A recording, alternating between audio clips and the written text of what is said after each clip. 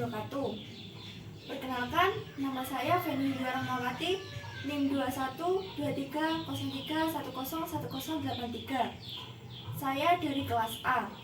Di sini saya akan menjelaskan sistem anatomi dan fisiologi pada sistem pernafasan pada manusia dan memberikan contoh cara memeriksa laju nafas atau RF. Baik, di sini saya akan menjelaskan tentang anatomi dan fisiologi sistem pernafasan. Nah, seperti di gambar yaitu sistem pernafasan ada rongga mulut, rongga hidung, laring, faring, trakea, paru-paru, bronkus, bronkiolus, serta alveolus. Untuk pengertiannya sendiri, pernafasan atau respirasi adalah suatu proses pengambilan udara yang mengandung oksigen atau O2, pengeluaran karbon dioksida atau CO2 ke lingkungan. Nah, untuk oksigen yang dibutuhkan untuk proses respirasi sel ini berasal dari atmosfer yang menyediakan kandungan gas oksigen sebanyak 21% dari seluruh gas yang ada. Nah, selanjutnya manusia membutuhkan suplai oksigen secara terus-menerus untuk proses respirasi sel dan membuang kelebihan karbon dioksida sebagai limbah beracun produk dari proses tersebut. Tukaran gas antara oksigen dengan karbon dioksida dilakukan agar proses respirasi sel terus berlangsung. Nah, selanjutnya ada respirasi. Respirasi dapat dibedakan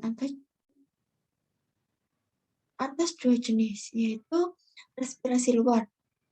Antara pertukaran antara O2 dan CO2, yaitu pertukaran antara oksigen dan karbon dioksida antara darah dan udara. Yang kedua ada respirasi dalam, yaitu pertukaran antara oksigen dan karbon dioksida dari aliran darah ke sel-sel tubuh. Nah, respirasi dapat dilakukan dengan dua cara, yaitu respirasi dada, yaitu pernafasan dada yang melibatkan otot antar tulang rusuk luar berkontraksi atau mengerut, sehingga tulang rusuk terangkat ke atas dan rongga dada membesar yang mengakibatkan tekanan udara dalam dada kecil sehingga udara masuk ke dalam badan. Nah, yang kedua yaitu respirasi perut, yaitu otot diafragma pada perut mengalami kontraksi. Diafragma datar dan volume rongga dada menjadi besar yang mengakibatkan tekanan udara pada dada mengecil sehingga udara masuk ke paru-paru. Ini seperti gambar.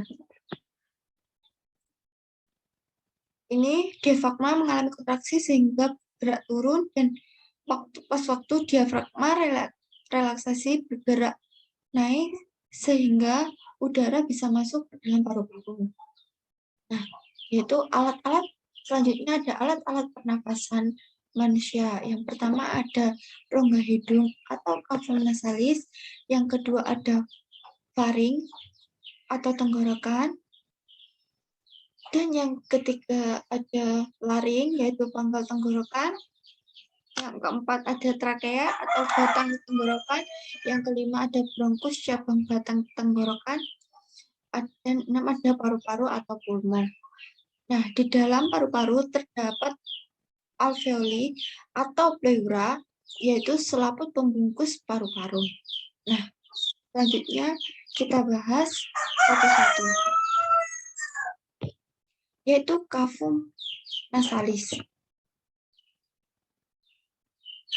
Hidung adalah organ indera penciuman, ujung saraf yang mendeteksi penciuman berada di atap hidung di area lempeng ke bronksi tulang etmoid dan gangster. Udara dari luar akan masuk lewat rongga hidung dalam selaput lendir, selaput kelenjar minyak, dan kelenjar keringat yang terdapat konka yang punya banyak kapiler. Nah, selanjutnya yaitu fungsi hidung sebagai saluran udara pernafasan. Penyaring udara pernafasan yang dilakukan oleh bulu-bulu hidung.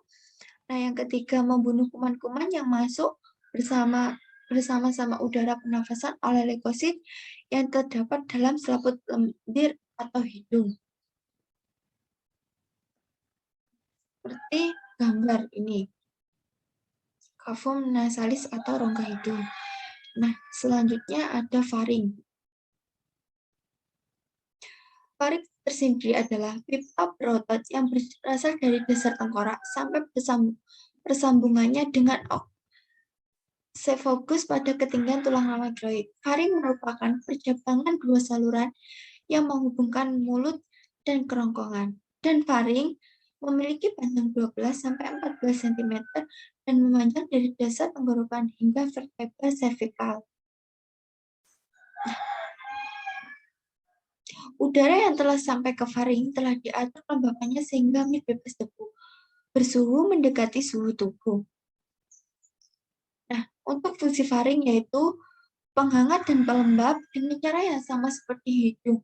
Udara dihangatkan dan dilembabkan saat masuk ke faring. Itu fungsi suara, bekerja sebagai bilik.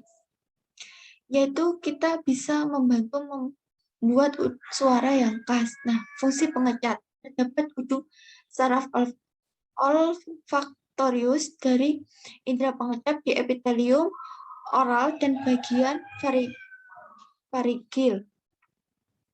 Nah, yaitu ada fungsi pendengaran. Saluran auditory atau pendengaran memanjang dan nasofaring pada tiap telinga tengah. Lalu yang terakhir ada fungsi perlindungan. Jaringan limfatik faring dan tonsil laring menghasilkan antibodi dalam merespon terhadap antigen, misalnya mikroba. Selanjutnya, untuk yang ketiga ada laring. Laring yaitu organ berongga dengan panjang 42 mm dan diameter 40 mm. Terletak antara faring dan trakea. Nah, ini trakeanya. Lalu, dinding terbentuk oleh tulang rawan tiroid dan tiroid. Nah, ini bagian dindingnya yang terletak di tiroid cartilage dan cricoid cartilage. Fungsi laring untuk membentuk suara dan menutup trakea pada saat menelan. Lalu ada dua lipatan mukosa, yaitu pita suara palsu dan pita suara atau lipat suara.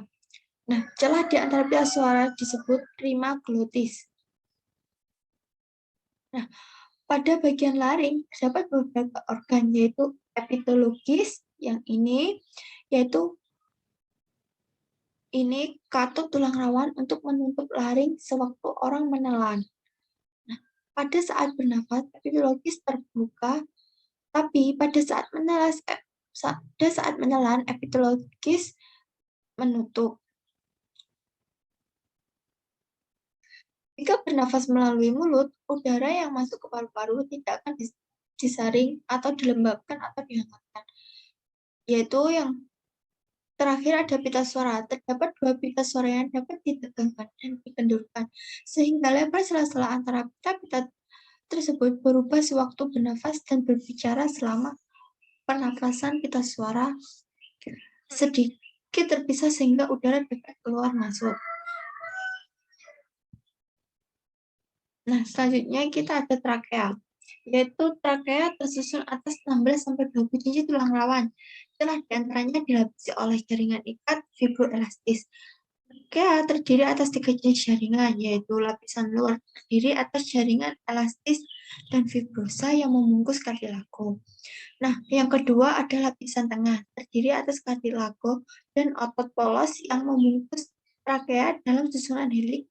Ada sebagian jaringan ikat mengandung pembuluh darah dan limfe, serta saraf otonom. Dan untuk yang ketiga yaitu lapisan dalam, terdiri atas epitelium kolumnar. Yang ketiga ada lapisan dalam terdiri atas epitelium kolumnar, penyekresi mukus. Nah, untuk fungsi trakea yaitu mengirim udara ke paru-paru, menyaring benda asing, membantu fungsi sistem pencernaan. Nah, dan yang terakhir ada membantu untuk bronkusnya sendiri yang terdapat pada trakea yaitu merupakan pencabangan trakea. Setiap bronkus primer bercabang 9-12 kali dengan diameter yang semakin kecil. Cabang utama trakea disebut bronki primer atau bronki utama. Nah, bronki primer bercabang lagi menjadi bronki lobar, bronki segmental, bronki subsegmental, dan struktur bronki primer mirip dengan trakea, hanya cincin berupa lempeng tulang rawan tidak teratur. Nah, struktur mendasar dari paru-paru adalah percabangan bronki yang selanjutnya secara berurutan adalah bronki, bronchiolus, bronchiolus terminalis, bronchiolus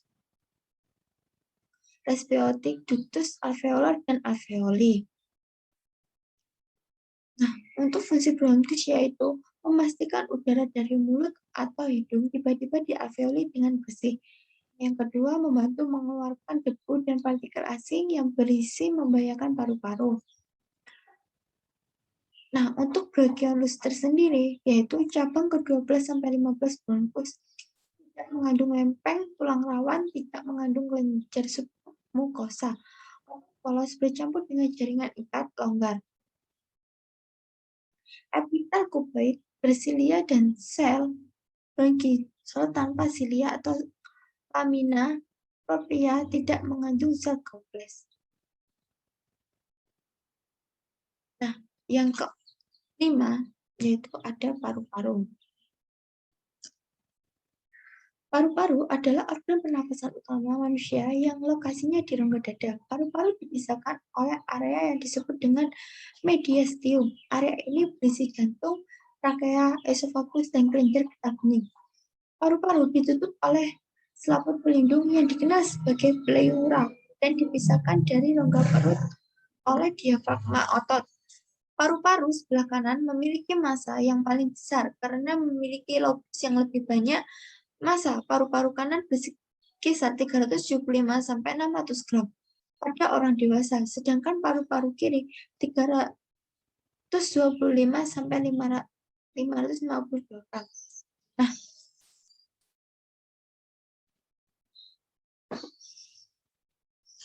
yaitu selanjutnya ada alveoli, yaitu kantong berdinding sangat tipis pada bronchioli terminalis. Jumlahnya yaitu terdapat 200-500 juta. Bentuknya bulat poligonal dan sel epitel terdiri dari sel alveolar kupeng yang jumlahnya hanya 10% menempati 90% alveolar paru, dan yang kedua ada sel alveolar besar. Jumlahnya 12% menempati 5% alveolar. Selanjutnya yaitu fungsi alveoli. Alveoli memiliki peran sebagai tempat oksigen dan karbon dioksida saling bertukar. Setelah oksigen diserap darah akan mengalir karbon dioksida menuju alveoli untuk dihembuskan keluar. Karbon dioksida sendiri dianggap sebagai limbah dalam tubuh. Pertukaran antara oksigen dan karbon dioksida tersebut terjadi pada dinding alveoli dan kapiler. Nah, selanjutnya yaitu ada pleura. Membran serosa pembungkus paru jaringan tipis ini mengandung serat elastis, fibroblast, dan kolagen. Yang melekat pada paru disebut pleura visceral, yang melekat pada dinding toraks disebut pleura parietal. Di antara visceral dan pleura parietal terdapat cairan pleura yang berfungsi sebagai pelumas sehingga memungkinkan pergerakan dan pengembangan paru-paru bebas tanpa ada gerakan dengan dinding dada. Nah, selanjutnya ciri khas pleura yaitu mengandung banyak kapiler dan pembuluh limfe. Saraf adalah cabang dan phrenicus dan intercostal. Selanjutnya ada fungsi pleura, yaitu yang pertama membantu mengoptimalkan fungsi paru-paru saat pernafasan, dan yang kedua sebagai kantong tempat paru-paru menukar oksigen dari udara dengan karbon dioksida yang ada di daerah. Yang ketiga ada fungsi mekanisme pleura adalah meneruskan tekanan negatif toraks ke dalam paru-paru. Sekian penjelasan dari saya. Jika ada kekurangan dan ada kesalahan, mohon dimaafkan. Dan saya akhiri. Wassalamualaikum warahmatullahi wabarakatuh. Assalamualaikum Permisi Dek, apakah ini benar dengan Kalisa? Izinkan saya untuk memeriksa ya. Nah, untuk yang pertama kita akan memeriksa dengan posisi duduk, yaitu infeksi regiotoraks pada toraks.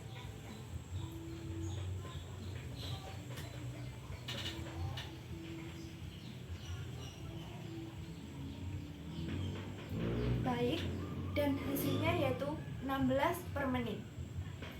Nah, untuk yang kedua, kita akan memeriksa dengan posisi berbaring, yaitu memeriksa auskultasi pada trakea.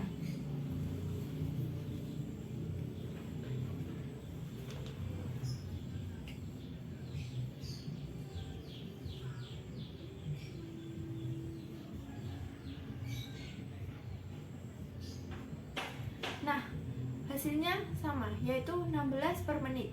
Berarti pasien saya yaitu memiliki laju nafas normal. Sekian penjelasan dari saya. Jika ada kekurangan mohon dimaafkan. Wassalamualaikum warahmatullahi wabarakatuh.